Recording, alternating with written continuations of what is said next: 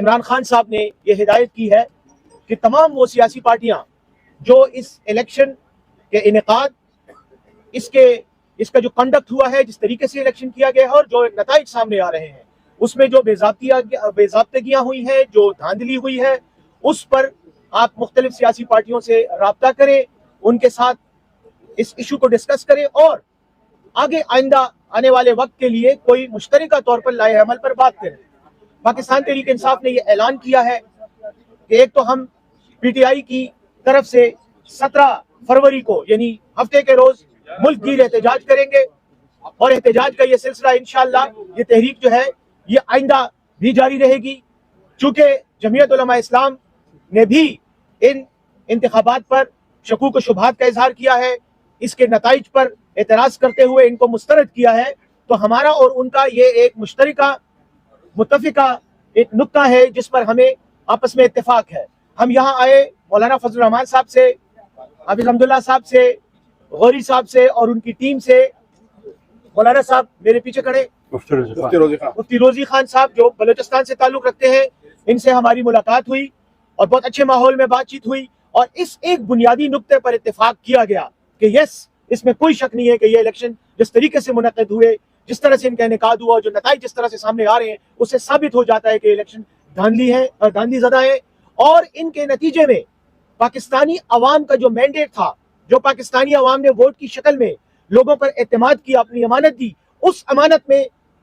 بددیانتی کی گئی ہے، اور یہ نتیجہ نہ اس کو قوم ایکسپٹ کرتی ہے، نہ اس کو سیاسی پارٹیاں ایکسپٹ کرتی ہیں۔ آج ہم نے اس بات پر اتفاق کیا کہ آئندہ آنے والے وقت کے لیے مستقبل میں اس سوچ کے ساتھ ہم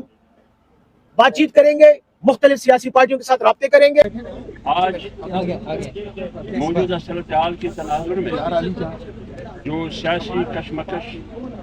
2024 8 فروری کے الیکشن کے نتیجے میں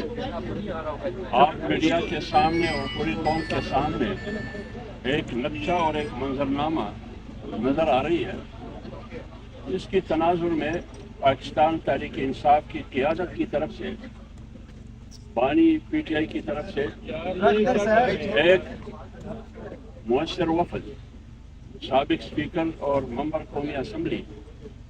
جناب اسد کیسر صاحب کی قیادت میں، جس میں بیرسٹر سیف صاحب، سینیٹر عامر ڈوگل صاحب اور دیگر عمر نیازی صاحب اور فضل خان صاحب پر مشتمل یہ وفد باقاعدہ جمعیت علماء اسلام کی قائد مولانا فضل الرحمان صاحب کے رہائش گاہ پر تشریف لائے، اور تشریف لانے سے پہلے پی ٹی آئی کی طرف سے باقاعدہ آفیشلی رابطہ ہوا، اور جمعیت علماء اسلام کی قیادت کی طرف سے ان کو خوش آمدید کہا گیا، ویلکم کہا گیا۔ تو آج 10 بجے تقریباً کچھ آگے پیچھے اسد کیسر صاحب کی قیادت میں وفد آئی جمعیت علماء اسلام کی طرف سے، اور مولانا فضل الرحمان صاحب کی طرف سے، قائد جمعیت کی طرف سے ہم نے ان کو خوش آمدید کہا، ویلکم کہا، اور موجودہ صورتحال میں اس کو خوشائن قرار دے دیا۔ تو لہٰذا ملاقات میں کیا باتیں ہوئی، کیا ڈسکشن ہوئی، کیا بحث مباحثہ ہوا، بنیادی طور پر بات یہ ہوئی کہ 8 فروری 2024 کے الیکشن میں جو مدعا پی ٹی آئی کی طرف سے رکھا گیا، جو کہ جمعیت علماء اسلام کا پہلے سے ہی مدعا تھا، جب جمعیت علماء اسلام کی مرکزی مجلس عاملہ کا اجلاس ہوا 2 روزہ، اس کے نتیجے میں مولانا صاحب نے پوری قوم کے سامنے بیانیہ رکھا کہ 8 فروری کے الیکشن کو جمعیت علماء اسلام یکسر مسترد کرتی ہے، اور یہ الیکشن دھاندلی زدہ جیلی الیکشن ہے، یہ عوامی مینڈیٹ نہیں ہے۔ تو اسی سلسلے میں پی ٹی آئی کی وفد اسد کیسر صاحب کی قیادت میں آئی، انہوں نے یہی مدعا رکھا کہ 8 فروری کی الیکشن کو ہم صاف، شفاف، غیر جانبدارانہ الیکشن نہیں کہہ سکتے۔ تو اس سلسلے میں دونوں پارٹیوں کا مولانا فضل الرحمان صاحب کی موجودگی میں پی ٹی آئی کی وفد اس بات پر تو دونوں متفق ہے کہ 8 فروری کا الیکشن صاف، شفاف، غیر جانبدارانہ फ्री एंड फेयर इलेक्शन इसको नहीं कहा जा सकता, लिहाजा इसको हम मुस्तरद करते हैं। इसके आगे क्या होगा ये आगे पर छोड़ देंगे। इस बात पर बुनियादी तौर पर दोनों पार्टियों का इत्तेफाक है कि ये इलेक्शन साफ और शफाफ नहीं, ये धांधली सजा इलेक्शन है, ये गैर जानिबदाराना इलेक्शन नहीं है, ये साफ और शफाफ नहीं है। और इस इलेक्शन से न सियासी इस्तेहकाम आएगा,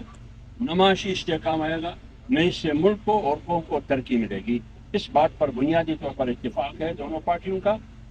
आगे फिर क्या होगा ये आगे पर फिर छोड़ देंगे। जी बिस्मिल्लाहिर्रहमानिर्रहीम। जैसा कि हाफिज अब्दुल्ला साहब ने बात की, आज पाकिस्तान तहरीक इंसाफ के चेयरमैन जनाब इमरान खान की हिदायत पर